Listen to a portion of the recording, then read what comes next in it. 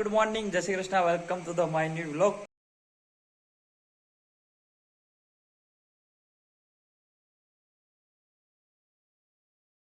કેમ છો? આયો કે બધા મજામાં હશે. જય શ્રી કૃષ્ણ, જય સિયારામ, હર હર મહાદેવ.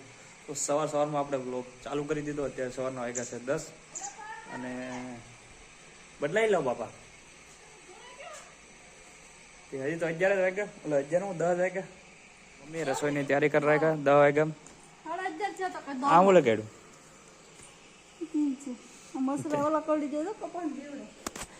કપાસ હમણાં બહુ હેરાન કરે.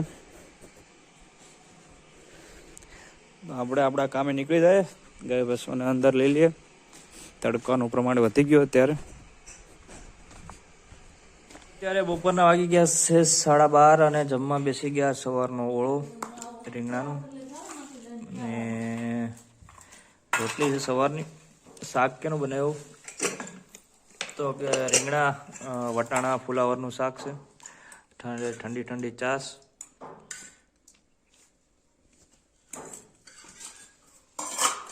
અમે જમવા બેસી ગયા. તડકાનું વાતાવરણ કાલની જેમ જ આમને એમ છે. હે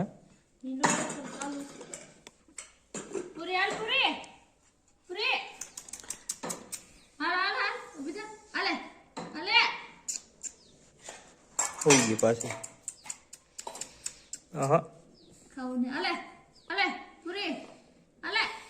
પણ નથી ખાવું. આમ ભરી ગઈ, નથી ખાવું. લે લે અલે લઈ લે.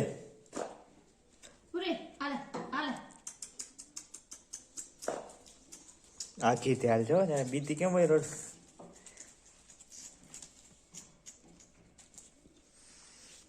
ખાઈ જા, ખાઈ જા. નહીં ખાઈ. રોટલી નાખી પણ રોટલી નહીં ખાય.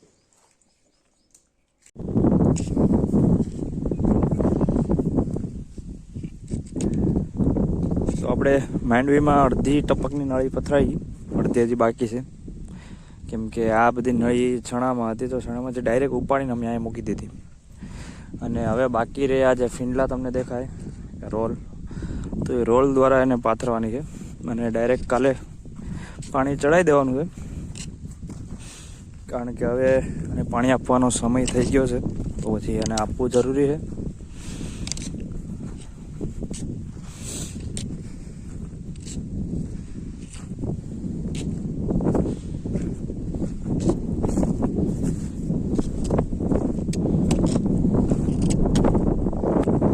આપણા ચણા પણ વઢાઈ ગયા, કાલે જ વઢાઈ ગયા હતા.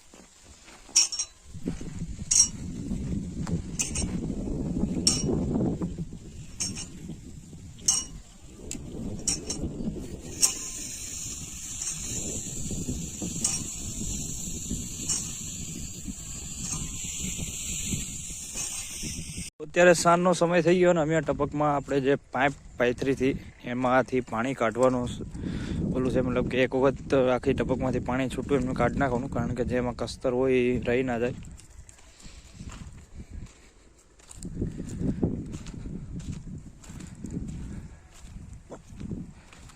જો અત્યારે બધામાં પાણી નીકળી ગયું.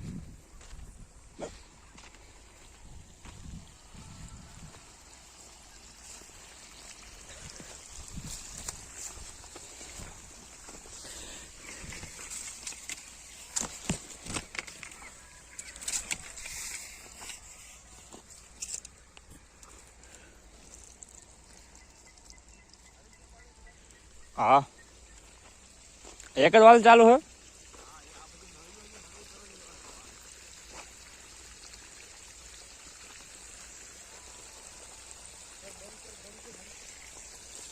આમાં એક કોણ છે એવું?